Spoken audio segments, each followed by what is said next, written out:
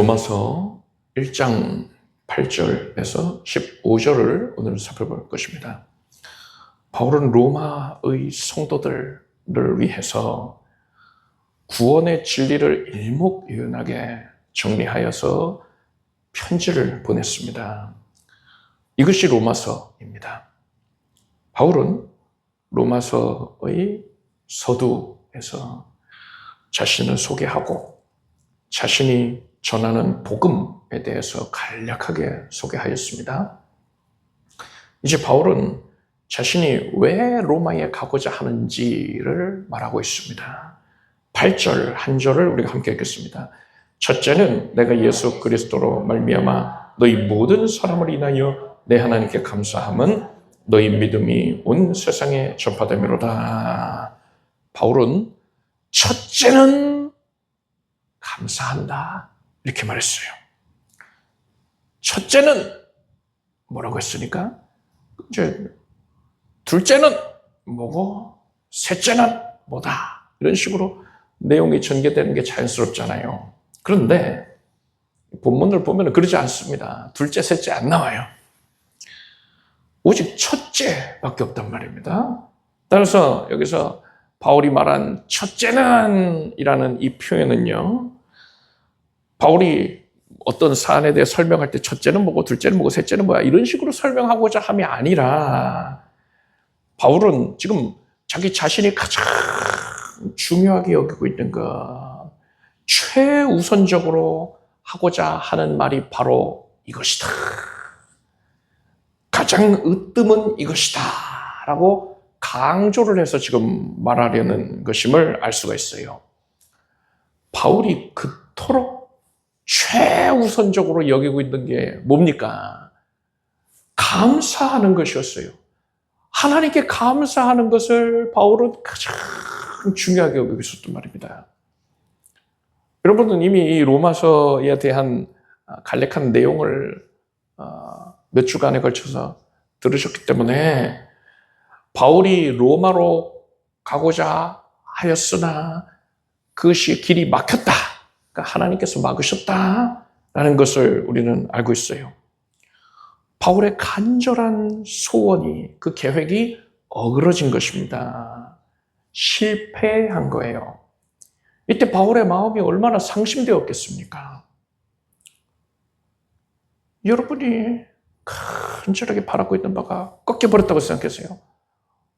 얼마나 속상하겠어요. 그런데 바울은 감사했다는 겁니다. 하나님께서 내가 로마로 가고자 하는 것을 번번이 막으실 때에 에이 몰라 나도 이제 더 이상 모르겠어. 내 책임 아니야. 로마 성도들이야 뭐 알아서 잘 살겠지. 하나님이 하시겠지. 하고서는 단념을 한 게 아니라 바울은 로마의 성도들이 믿음을 갖게 된 것, 그 사실로 인해 하나님께 감사를 드렸다 했습니다.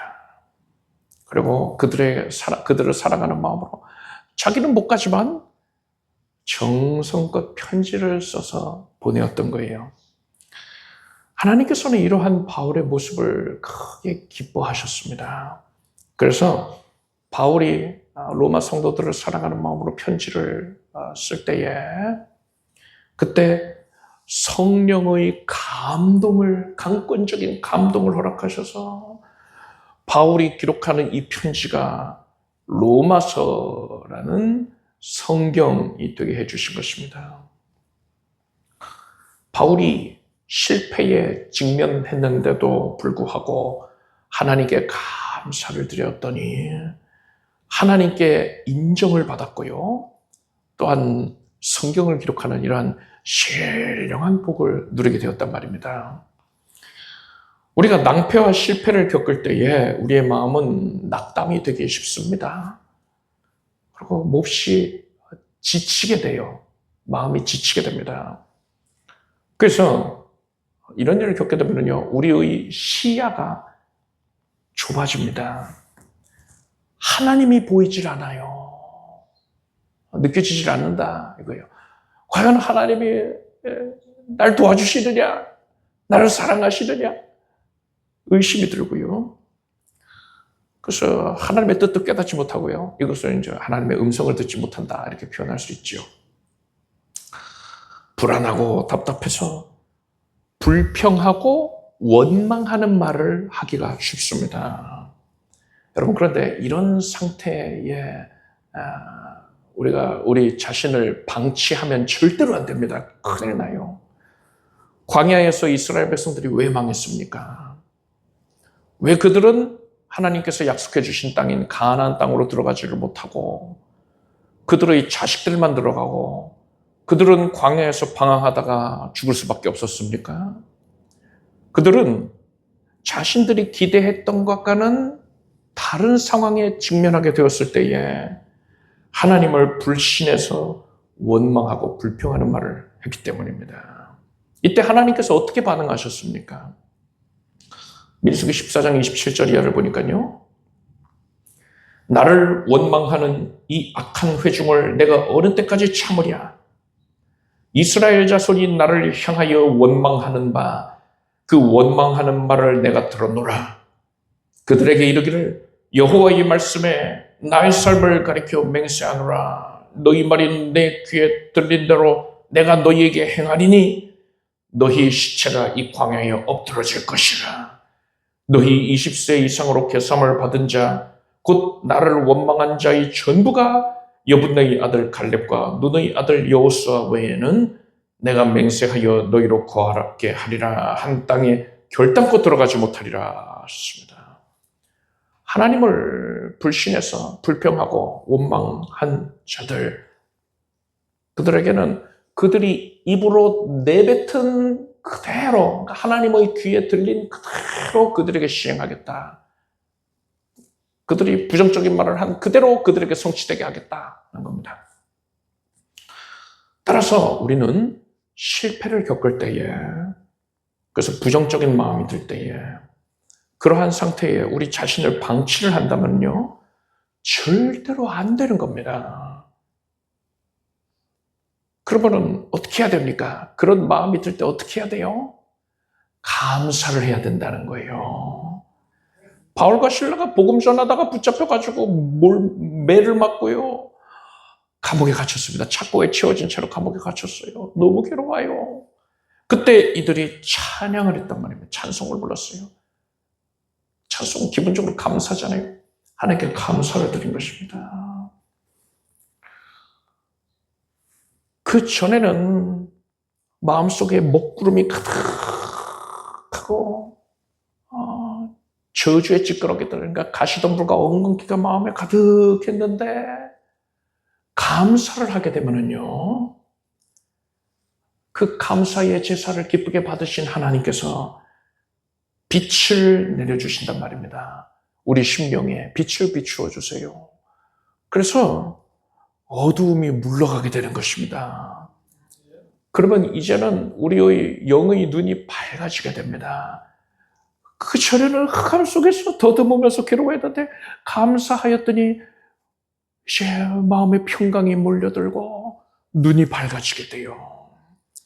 그러면은 하나님의 섭리가 보이는 겁니다.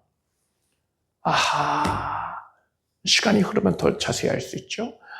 내가 원했던 바대로 이렇게 가면은 결국에 큰 낭패를 겪게 되는데, 큰 화가 있었을 것인데, 그래서 하나님이 막으신 것이었구나. 이런 섭리를 또 알게 되고, 내가 이대로 갔다가는 내 마음이 교만해져서 하나님 앞에 득죄하였을 터인데 하나님께서 나를 꺾으셔서 내가 하나님 앞에 겸손해지게 하셨구나. 그래서 하나님을 더 절실히 의지하게 해주셨고, 그래서 더한 은혜를 받게 하셨구나. 이 사실을 또 깨닫게 됩니다. 그래서 참으로 중첩되어 있는 문제, 신음이 절로 나오게 하는 그런 어려움들 앞에서 우리가 감사를 하면 하나님의 선하신 섭리를 깨닫게 되고, 비로소 구체적으로 하나님께 어떻게 간구해야 하는지를 알게 된단 말입니다. 그리고 그러한 믿음과 감사 위에서 깨닫게 된 그러한 기도 제목을 붙들고서 하나님께 기도를 하면은 하나님께서 기꺼이 기쁘게 들어주시고 우리가 간구한 것 이상으로 가장 선하게 온전한 것을 내려주십니다. 바울은 이러한 영적인 원리를 삶 가운데에서 체득하여서 잘 알고 있었습니다. 그래서 바울은요, 에베소서 5장 4절에 누추함과 어리석은 말이나 희롱의 말이 마땅치 아니하니 돌이켜 감사하는 말을 하라 했어요. 성도에게는 누추한 말, 어리석은 말, 희롱하는 말 합당치 않아. 오직 감사의 말만 하라 이거예요. 그리고 데살로니가전서 5장 18절에 범사에 감사하라. 이는 그리스도 예수 안에서 너희를 향하신 하나님의 뜻이니라 했습니다. 감사하라. 어려울 때 감사하라. 실패할 때 감사하라 하니까요. 이런 설교 말씀을 듣는 성도님들 중에 아휴 목사님 말이 쉽지 내 상황 겪어봤어요? 내 상황이 되면은 감사가 나오질 않아요. 이렇게 탄식하는 분들도 계실 거예요. 그런데 우리가 알아야 될 게 있습니다. 감사할 법한 그런 상황에서 감사하는 것과 도저히 감사할 수가 없는 그런 상황인데 너무나도 괴로운 상황인데 감사하는 것과 여러분 어느 것이 난이도가 높겠습니까? 그리고 감사의 순도가 어느 것이 더 순도가 높겠습니까? 하나님께서 어떤 감사를 더 기쁘게 받으시겠습니까? 감사할 수 없는 상황인데 진심으로 하나님께 감사할 때 그것을 하나님께서 지극히 귀하게 여기신다는 사실 믿으시기 바랍니다. 창조자께서 절대 주권자께서 나를 긍휼히 여기시고 나를 기뻐하시면 여러분 걱정할 거 없어요. 하나님께서 나를 어여삐 여기시면 여러분 걱정 안 해도 됩니다. 하나님이 다 선하게 지극히 아름답게 좋은 결실을 맺게 역사해 주신단 말입니다. 그래서 여러분은 감사할 수 없는 상황일 때에 내가 하나님을 더 기쁘시게 해드려야겠다. 그럴 기회가 내게 찾아올 것이구나 하고서 더욱더 감사하는 데 전념하기를 바랍니다. 오늘 본문의 바울처럼 감사를 최우선으로 삼고 감사할 수 없을 때 더 감사하는 우리가 되길 바랍니다. 방금 읽은 8절을 보니까 바울은요, 로마 교회 성도들의 믿음이 온 세상에 전파되었다 하였습니다. 바울이 이 로마서를요, 고린도 교회에서 기록을 한 것으로 보입니다. 그런데 로마 교회의 성도들에 대한 소식이 고린도에까지 전해졌던 거예요. 고린도뿐이겠습니까? 온 세상에 전해졌다 했으니까는요. 만약에 고린도까지만 전해졌으면 여기까지 전해졌으니라고 했겠죠. 온 세상에 전해졌다 하니까 로마 제국 전역에 각 지역에 로마 교회, 로마 수도 로마, 도시 로마의 성도들의 믿음이 전해진 게 그들이 신실하게 신앙생활하고 있다는 소식이 전해진 겁니다. 교회에 전해졌다. 고린도 교회에 전해졌다. 아니면 온 교회에 전해졌다라고 한 게 아니라 온 세상에 전해졌다 했어요. 그러니까 교회, 즉 성도들에게만 그 소식이 전해진 게 아니라 성도들의 그 네트워크를 통해서 어떻게 전해진 게 아니라 세상 사람들, 그러니까 불신자들에게까지 그것이 바닥에 소문이 났다는 거예요. 그 로마 교회 성도들이 일반 세상 사람들과 다르게 예수 믿는 자답게 거룩하게 구별이 된 채로 살아가는 모습, 공의로 모든 것을 판단하려고 애쓰고 악을 악으로 갚는 것이 아니라 선으로 갚으려고 하고 사랑을 실천하고 사랑을 전해주려고 하는 그 모습에 사람들이 감동을 받은 것입니다. 그래서 불신자들도 그 로마 교회 성도들의 신앙을 칭찬을 한 거예요. 자기는 예수 안 믿으면서 저 사람 예수 믿는데 참 아름다워. 그렇게 칭찬하는 말이 로마 제국 각 지역에까지 퍼지게 되었다는 겁니다. 사도행전 2장 47절을 보니까 하나님을 찬미하며 또 온 백성에게 칭송을 받으니 주께서 구원받는 사람을 날마다 더하게 하시니라 했습니다.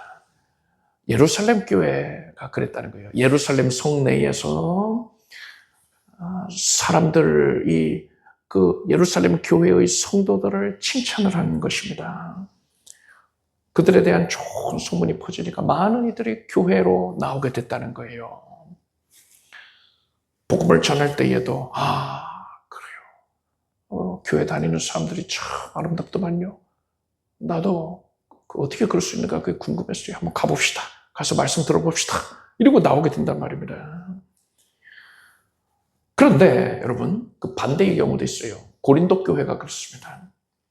고린도전서 1장 11절을 보니까 내 형제들아 글로이의 집편으로서 너희에게 대한 말이 내게 들리니 곧 너희 가운데 분쟁이 있다는 것이라 했어요. 고린도 교회는 교회 내에 파당이 있고 서로 헐뜯고 싸우는 것으로 유명한 교회였어요. 교회가 이런 소문에 휩싸이게 되면요, 복음 전도에 큰 지장을 초래하게 됩니다. 따라서 우리는 교회에 대한 좋은 소문이 나도록 각별히 애를 써야 하는 겁니다.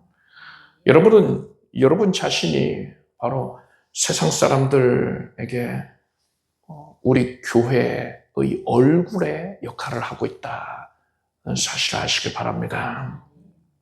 우리는 그렇기 때문에 세상 사람들이 교회에 대해서 좋지 않은 인식을 갖게 하는 그런 말과 행동을 하면 절대로 안 되는 겁니다. 그리스도의 몸인 교회를 욕보이는 거예요. 우리는 로마 교회 성도들이 그랬던 것처럼요, 세상 가운데에서 거룩하게 구별된 모습을 보이기를 애써야 되는 것이고요. 불의와 거짓을 멀리하고 공의를 사랑하고 진리를 추구해야 되는 것입니다. 악을 악으로 갚을 것이 아니라 악을 오히려 도리어 선으로 갚고 사랑을 베풀어야 되는 것이지요. 그리고 우리는요, 각별히 이 말을 주의해야 됩니다. 말. 여러분이 만약에 가정 복음화를 위해서 기도하고 있다면, 그것을 간절히 소원하고 있다면 특별히 가족들에게 그들이 교회에 대해서 좋은 인상을 가질 수 있는 말들을 전해줘야 되는 거예요.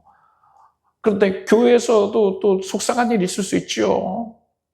교회에서 속상했던 것, 그 성도님 어떻게 나한테 그럴 수가 있어, 이렇게 뭔가 서운했던 생각들, 그것을 만약에 믿지 아니하는 혹은 믿음이 연약한 가족에게 그런 말을 했다고 칩시다.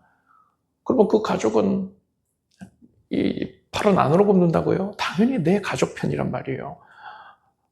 그런데 내 가족이, 사랑하는 가족이 교회에서 그런 부당한 대우를 받았어?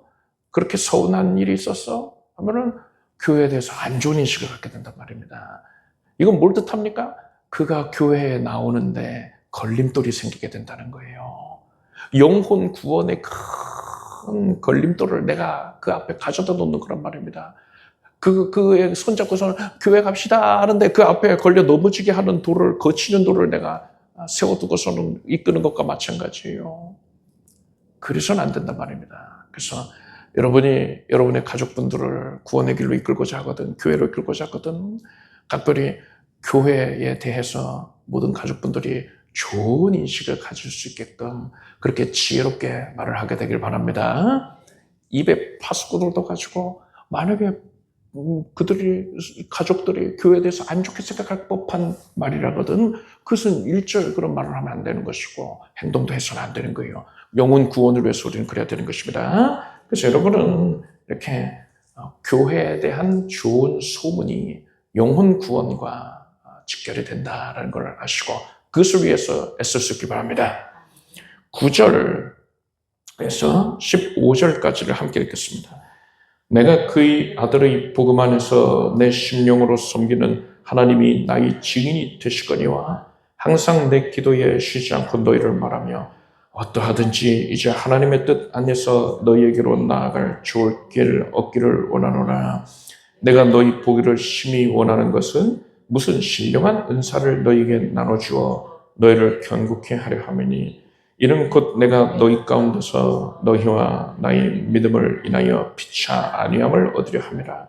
형제들아, 내가 여러 번 너희에게 가고자 한 것을 너희가 모르기를 원치 아니하노니 이는 너희 중에서도 다른 이방인 중에서와 같이 열매를 맺게 하려 함이로되 지금까지 길이 막혔도다. 헬라인이나 야만이나 지혜 있는 자나 어리석은 자에게 다 내가 빚진 자라. 그러므로 나는 할 수 있는 대로 로마에 있는 너희에게도 복음 전하기를 원하노라. 바울은 11절에서 로마 교회의 성도들에게 신령한 은사를 나눠주기 위하여서 그들을 만나기를 원한다라고 했습니다. 바울이 나눠주고자 하는 신령한 은사가 뭡니까? 그 은사의 실체가 15절에 나옵니다. 너희에게도 복음 전하기를 원하노라. 그 신령한 은사의 실체는 복음인 것입니다. 하나님께 받은 신령한 은사, 그 은혜를 이제 아가페라고 또 표현할 수가 있을 것입니다. 근데 하나님 내려주신 아가페는요, 우리가 누차 말씀드렸다시피 나 혼자서만 소유하려고 하면 안 됩니다. 그거는 아가페는 절대로 그럴 수가 없어요. 아가페는 내가 예수의 대속의 은혜에 대한 믿음 갖고서 하나님께서 주신 아가페를 받아서 그것이 하나님을 향하게 되고 결국엔 흘러넘쳐서 이웃에게 향하게 되는 그런 성질을 갖습니다.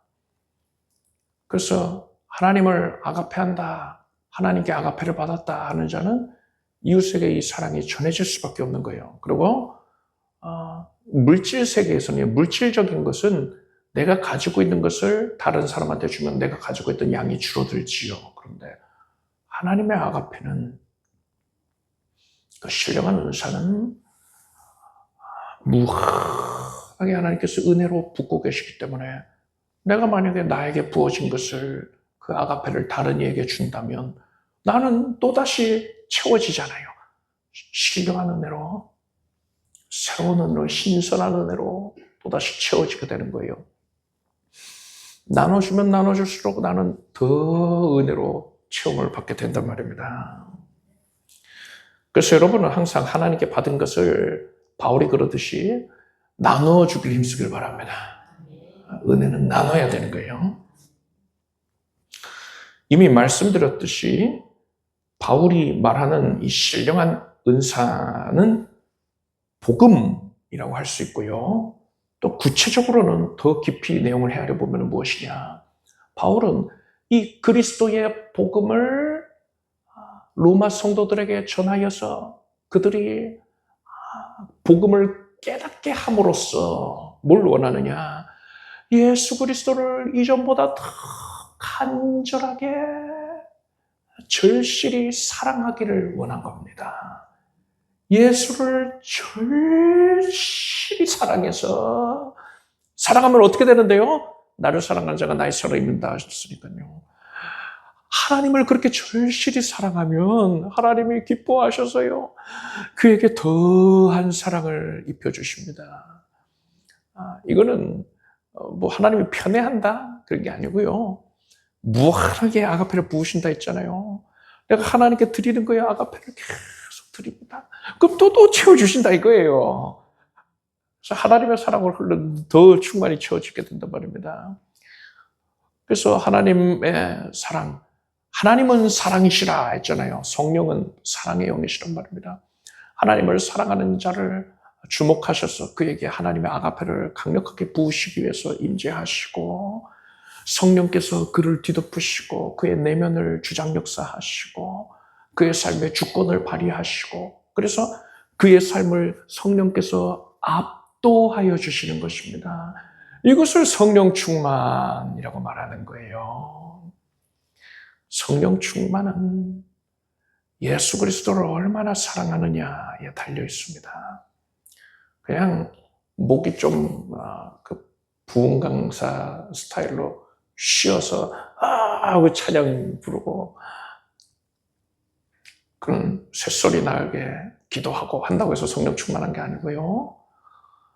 얼마나 예수님을 간절하게 절실하게 사랑하는가, 그것이 바로 성령 충만의 척도인 것입니다. 그래서 여러분, 근데 이 하나님을 절실하게 사랑하기 위해서는요, 예수 그리스도의 복음을 깊이 깨달아야 되는 겁니다. 예수께서 나를 사랑하셨구나. 이 추악한 죄인을 사랑하셔서 만세 전부터, 그러니까 내가 존재하기도 전부터 나를 아시고 사랑하셔서 이 세상에 사람 몸을 입고 오셨네. 하나님이 사람으로 연약한 사람이 되어 오셔서 내 죄를 짊어지시고 나를 위해 죽임당하셨네. 그리고 그 아들을 내어주시는 하나님 아버지의 사랑이 얼마나 위대합니까?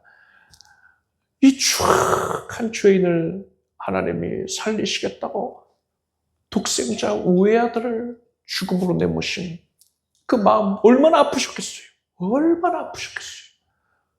그런데 나를 사랑하셔서 기꺼이 그것을, 그 아픔을, 고통을 하나님 아버지께서 감당하셨단 말입니다. 내가 이름에 성령께서 나에게 오셔서 이것이 사실임을 믿어지게 하시고 예수 그리스도를 사모하는 마음을 주셨으니 어찌하니 감사해요. 그래서 복음을 깊이 있게 헤아리면 헤아릴수록, 깨달으면 깨달을수록 우리는 예수 그리스도를 더 사랑하게 되는 것입니다. 그런 자는 더 그 사랑의 깊이가 깊어질 만큼 성령으로 충만하게 되는 것입니다. 그래서 바울이 말하고 있는 신령한 은사는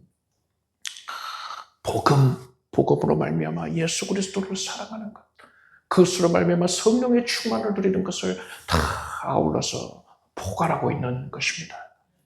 성령 충만하면 하나님이 맡겨진 삶을 잘 감당해 주시려고 필요한 구체적인 또 것들을 채워주실 수 있잖아요. 신령한 은사들, 또는 세속적으로 필요한 것들까지 하나님 올바르게 채워줄 수 있잖아요. 그런 것들을 다 포괄하는 것입니다. 그 핵심이 뭐라고요? 복음, 예수님을 향한 사랑, 그래서 그러한 성령 충만인 것입니다. 이것이 성도가 간절하게 사모해야 할 신령한 은사인 것입니다. 그 풀 패키지의 내용이 그렇다는 거예요. 여러분은 이것을 사모하길 바랍니다. 이 로마서가 기록될 당시의 로마 성도들은 성경을 완전한 66권의 성경을 가지고 있지 못했잖아요. 성경이 아직 완성이 안 됐으니까요. 주후 100년경에 요한계시록이 기록이 되면서 이제 완성이 됐단 말입니다. 이 당시에는 아직 성경이 완성이 안 됐단 말입니다. 그리고 목회자에게 교육을 받지도 못했잖아요. 그래서 복음을 깊이 있게 깨닫지를 못하고 있었습니다. 그래서 그것이 안타까워서 바울이 그들에게 가고자 한다. 그래서 너에게 복음을 전하는 거다. 이런 거예요. 근데 우리는요, 하나님께서 완성된 성경을 주셨고, 목회자를 통해서 또 복음을 깊이 있게 풍성하게 깨닫게 해주셨습니다. 이제 우리가 해야 할 일은 뭡니까? 예수님을 사랑하길 힘쓰길 바랍니다. 진실되게 그냥 말로만 사랑합니다 하는 게 아니라 참으로 주님밖에 없습니다. 주님만 나의 전부입니다. 내가 마음과 뜻과 정성을 다해서 생명을 다해서 주 하나님만 사랑합니다. 이런 고백이 우리 안에서 깊이 있게 우러나오기를 바랍니다. 하나님을 향한 사랑이 충만할 때에 우리는 성령의 충만함을 입게 될 것입니다. 14절을 보니까 헬라인이나 야만이나 지혜 있는 자나 어리석은 자에게 다 내가 빚진 자였습니다. 바울은 그렇기 때문에 내가 복음을 전하겠다 했어요. 빚진 자의 심령으로 복음을 전한다 했어요. 이게 무슨 뜻입니까? 또 빚진 자 자체의 마음에 주목을 할 수도 있고요. 그것도 충분히 훌륭한 교훈이 되는데 그것은 제가 그동안 누차 말씀드려봤으니까 그것보다는 빚진 자가 경험을 하는 상황에 대해서 우리가 또 살펴볼 필요가 있습니다. 빚을 많이 졌어요. 근데 내가 갚을 능력이 미약합니다. 그래서 자꾸만 그 원금과 이자를 상환하는 데에 차질이 생깁니다. 그러면 돈을 빌려준 사람들, 채권자들이죠. 그들이 그런가 보다 언젠가 갚겠지 이런 생각 안 해요. 자기 돈 받기 위해서 독촉을 합니다. 크게 다그치지요. 거의 뭐 날마다 찾아와서 독촉을 할 수가 있어요. 돈 받기 위해서 험한 말을 하기도 하고요. 일부러 망신을 주려고 직장이나 또 사람들 많이 관계 맺음하고 있는 데를 찾아오기도 합니다. 교회를 찾아오는 경우들도 봤어요. 그렇게 소란을 피운단 말입니다. 이렇듯 돈을 받고자 하는 사람들은 큰 무례를 범하고 또 심지어 다른 사람들한테 피해를 주면서까지 사회 질서를 어지럽히면서까지도 적극적으로 돈을 받으려고, 그러니까 돈 갚아 하면서 요구를 한단 말입니다. 저는 지금 이렇게 채권자들이 굉장히 적극적인 모습으로 무리를 하면서까지 돈 받아내려고 이렇게 심지어 세상 기준으로 봤을 때 악한 그런 행동을 하는 것, 그것에 대해서 어떤 평가를 하려고 하는 게 아닙니다. 그게 정당하냐 안 정당하냐 이런 얘기를 하려는 게 아니에요. 정도가 지나치면 분명 잘못된 게 맞죠. 저도 그런 행동이 싫습니다. 그렇지만 우리는 지금 여기서는 그렇게 돈을 빌려준 사람은 자신이 할 수 있는 모든 방법을 총동원을 해서 가장 적극적으로 돈 갚아 하면서 나선다는 부분을 우리는 주목을 할 필요가 있습니다. 그렇다면 바울이 자신을 가리켜서 빚을 진 자다, 그러니까 돈을 빌린 사람이다 라고 말한 것은 뭘 의미합니까? 바울은 영적인 안목으로 세상 사람들의 그 영혼의 상태를 바라보고 있었던 것입니다. 바울이 드로아에서 복음 전할까 하고 있었는데 밤중에 환상 중에 드로아에서부터 바다 건너 마게도냐에서 사람이 이리로 건너와서 우리를 도와주세요 하는 것을 봅니다. 이것을 하나님의 섭리로 여기고서 바울의 일행이 바다를 건너가요. 그 에게해를 건너가서 이제 유럽에 복음을 전하기 시작을 했단 말입니다. 이것과 마찬가지로 세상 사람들의 영혼은 바울을 향해서 우리를 도와주세요, 나를 구원해 주세요 하면서 적극적으로 요청을 하고 있었다는 거예요. 누구처럼요? 돈을 받으려고 하는 채권자들처럼요. 돈 갚아 하면서 적극적으로 요청하는 그 모습처럼 이 영혼의 구원을 바라는 사람들이, 세상 사람들의 영혼이 제발 나를 도와줘요 하고서는 울부짖고 있었다는 겁니다. 채권자들은요, 그 돈을 빌린 사람이 정상적인 생활을 못할 정도로 자주 찾아와서 괴롭히고 직장까지, 교회까지 찾아와서 소란을 피우기도 한단 말입니다. 그처럼 지금 세상 사람들의 영혼이요, 지옥으로 가게 될 세상 사람들의 영혼이 자기들이 할 수 있는 최선의 노력을 다해서 왜 나한테 복음 안 전하는 거야? 나한테 복음을 전해! 복음을 전해! 그래서 강력하게 요청을 하고 있단 말입니다. 울부짖고 있는 거예요. 그래서 바울은 고린도전서 9장 66절에 내가 복음을 전할지라도 자랑할 것이 없으면 내가 부득불할 일임이라. 만일 복음을 전하지 않으면 내게 화가 있을 것이미로라 한 것입니다. 여러분, 세상 사람들이 바울에게만 부르짖고 있겠습니까? 아니에요. 그들은 예수 그리스도께 속하여 있는 사람들 보면 알아요. 보면 알지요. 예수 믿는 자들, 그들을 향해서 바울에게 그랬던 것처럼 울부짖고 있어요. 절규를 하면서 지금 나한테 복음을 줘. 내일로 미루지 마. 지금 전에 하고 있어요. 우리도 바울이 그랬던 것처럼 사람의 영혼의 실상을 바라볼 수 있는 영적인 안목을 갖게 되길 바랍니다. 그래서 우리가 복음을 전하는 일에 있어서 여유를 부린다거나 돈 나중에 갚을게요 이러지 않잖아요. 그런 말을 어떻게 해요? 미안해서라도 못 그러잖아요. 돈 빌려간 사람이 곧 갚겠습니다. 죄송합니다. 갚겠습니다. 이 사람도 급해요. 갚고 싶어요. 그런 절박함이 있어요. 빨리 돈 갚고 싶어 하는. 그래서 최대한 미루지 않고 갚기 위해서 애쓰지 않습니까? 그처럼 우리는 복음을 전하는 일에 있어서 여유를 부린다거나 나중에 전하지 뭐 이럴 것이 아니라 세상 사람들의 그 부르짖음을 알고서 다급한 마음을 우리가 가지고서 그들에게 반드시 복음을 전하게 되길 바랍니다. 그래서 그런 마음으로 복음 전할 때에 하나님께서 여러분의 그 복음 전도에 열매를 맺을 수 있도록 역사해 주실 것입니다.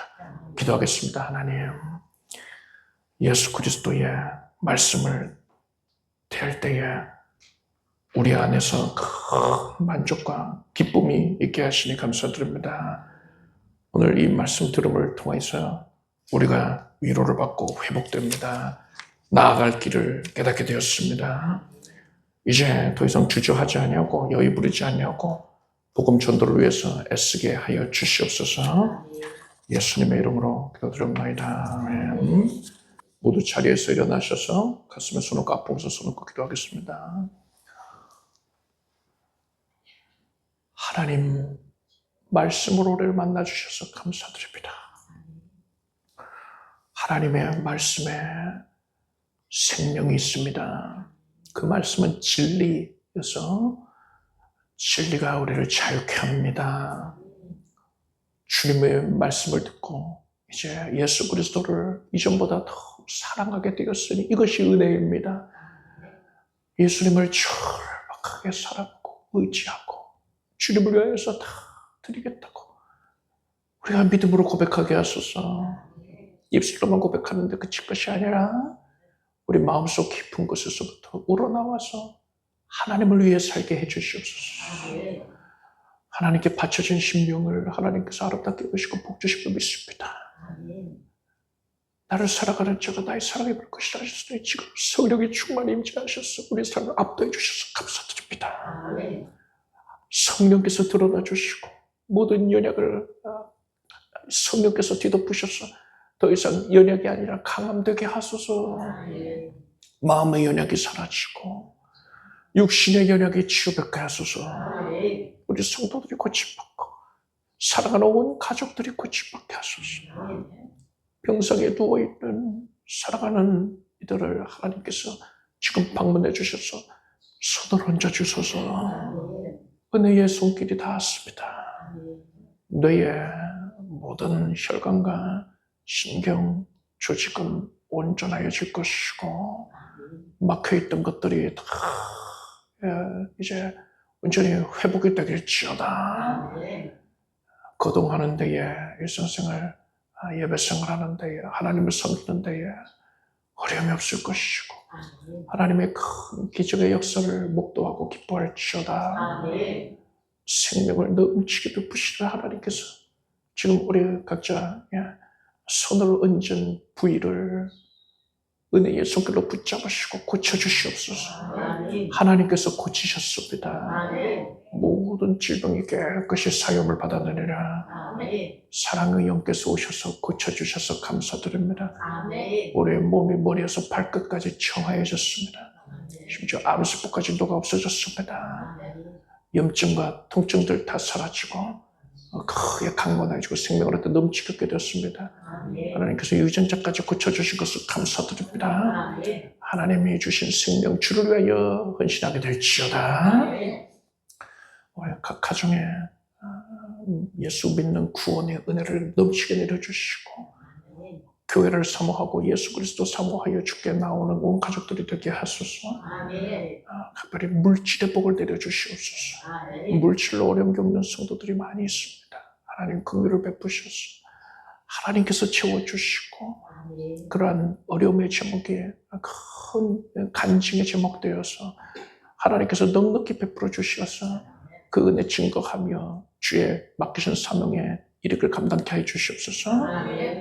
헌신의 분량이 지금이 더 넓어지게 해 주시옵소서.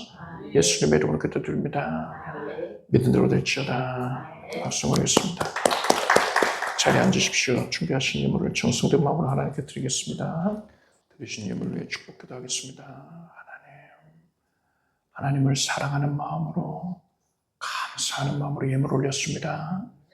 하나님께서 어여삐 여겨주시고 하나님께 속하여 있는 온갖 선한 응답으로 우리에게 채워주시옵소서.